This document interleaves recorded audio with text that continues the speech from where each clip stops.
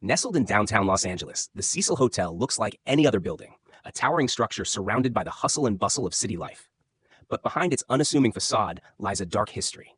A history filled with death, disappearances, and sinister mysteries that have earned it the title of the Hotel of Horrors. The story begins in 1924 when the Cecil Hotel opened its doors. At first, it was a luxurious destination for wealthy travelers. But as the Great Depression swept across America, the surrounding neighborhood known as Skid Row became a hub for poverty and crime. Over the decades, the hotel transformed into a haven for the destitute, a place where the shadows of society gathered and where horrors began to unfold. By the 1930s, the Cecil had already gained a reputation for tragedy.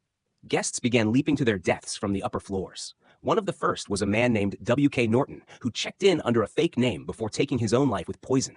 His death would be the first in a chilling series of suicides that plagued the hotel for decades. But the Cecil's darkness didn't stop at suicides. In 1947, a woman named Elizabeth Short was rumored to have stayed at the Cecil shortly before her brutal murder.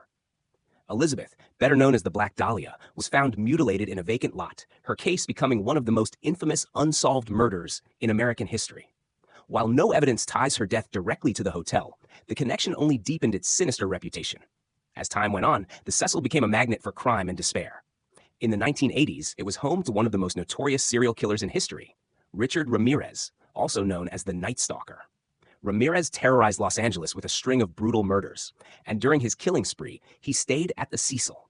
He reportedly threw his blood-stained clothes into the hotel's dumpsters after returning from his crimes. Guests later recalled seeing him roaming the hallways in his underwear, his face eerily calm.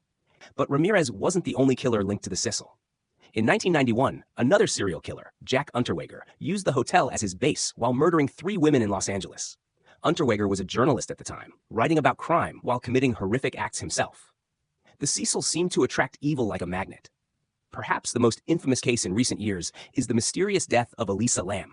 In 2013, the 21-year-old Canadian tourist was staying at the Cecil when she disappeared. Weeks later, her body was discovered in the hotel's rooftop water tank after guests complained of foul-tasting water. The discovery shocked the world, but it was the eerie footage from the hotel's elevator that turned Elisa's death into a global sensation. In the video, she can be seen acting strangely, pressing multiple elevator buttons, peeking out as if she's being followed, and making bizarre hand movements. The footage sparked countless theories, from mental illness to paranormal activity. How Elisa ended up in the water tank remains a mystery. The Cecil's reputation became so notorious that it inspired the fictionalized Hotel Cortez in the TV series American Horror Story. Yet, despite its infamy, the Cecil continues to stand, a monument to tragedy and unanswered questions. Why has so much horror unfolded within these walls? Is it simply a coincidence, or does the hotel itself carry some kind of curse? Perhaps the Cecil is a reflection of its surroundings, a beacon for the lost, the desperate, and the dangerous. The Cecil Hotel isn't just a building, it's a reminder of the darkness that lurks beneath the surface of everyday life. Its halls echo with the whispers of untold stories, its walls stained with the weight of its haunted past.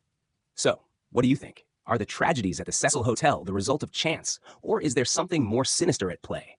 Share your thoughts, and don't forget to join us next time for another chilling tale from the world of the unexplained.